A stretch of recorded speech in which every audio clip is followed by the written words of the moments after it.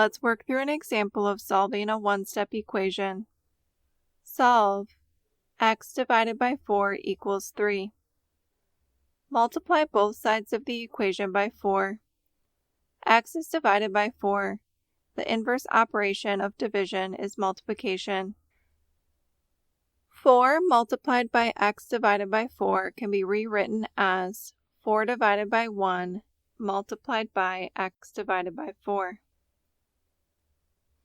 4 divided by 1 multiplied by x divided by 4 equals 4x divided by 4. 4x divided by 4 simplifies to 1x because 4 divided by 4 equals 1. 3 multiplied by 4 equals 12. The solution to the equation is x equals 12.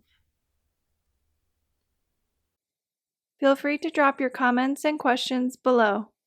If you liked this video, please click like and subscribe to see more videos like this.